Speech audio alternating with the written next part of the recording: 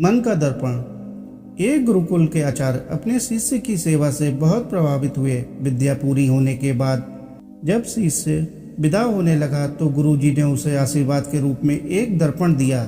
वह साधारण दर्पण नहीं था। उस दिव्य दर्पण में किसी भी व्यक्ति के मन के भाव को दर्शाने की क्षमता थी। शिष्य गुरु के इस आशीर्वाद से बड़ा प्रसन्न था। उसने सोचा कि चलने से पहले क्यों ना दर्पण की क्षमता की जांच कर ली जाए। परीक्षा लेने की जल्दबाजी में उसने दर्पण का मुंह सबसे पहले गुरुजी के सामने कर दिया। शिष्य को तो सदमा लग गया। दर्पण यह दर्शा रहा था कि गुरुजी के हृदय में मोह, अहंकार, क्रोध आदि दुर्गुण स्पष्ट नजर आ रहे थे। मेरे आदर्श, मेरे गुरुजी इतने अवगुणों से भरे हैं, यह सोचकर वह बहुत दुखी हुआ। दुखी मन से वह दर्पण लेकर गुरुकुल से रवाना तो हो गया, लेकिन रास्ते भर मन में एक ही बात चलती रही। जिन गुरुजी को समस्त दुर्गुणों से रहित एक आदर्श पुरुष समझता था, लेकिन दर्पण ने तो कुछ और ही बता दिया। उसके हाथ में दूसरों को परखने का यंत्र आ गया था, इसलिए उसे जो मिलता उसकी परीक्षा ले लेता। उसने अपने कई इष्ट मित्रों तथा अन्य परिचितों के सामने दर्पण रखकर उनकी परीक्षा ली। सबके हृदय में कोई ना कोई दुर्गुण अवश्य दिखाई दिया। जो भी अनुभव रहा सब दुखी करने वाला।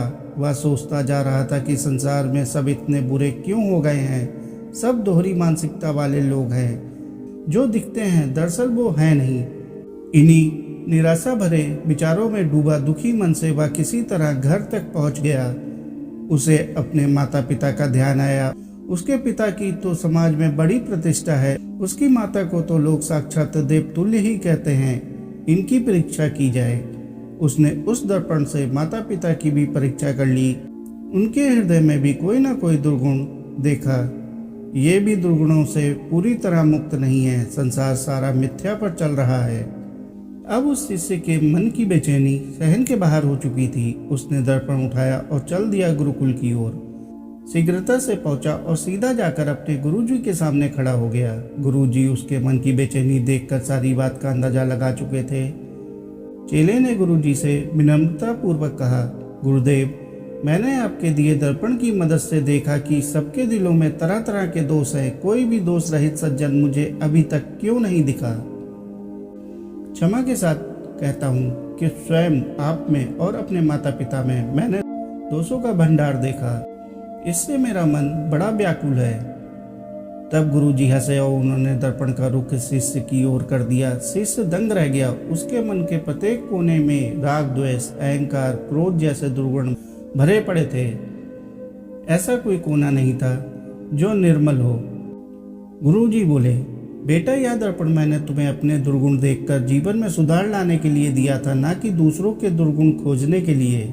जितना समय तुमने दूसरों के दुर्गुण देखने में लगाया, उतना समय यदि तुमने स्वयं को सुधारने में लगाया होता तो अब तक तुम्हारा व्यक्तित्व बदल चुका होता। साथियों, यह प्रेरणादायक कहानी आपको कैसी लगी कमेंट करके जरूर बताएं। कहानी अच्छी लगी हो तो कहानी को लाइक और चैनल को सब्सक्राइब कर लें। धन्यवाद।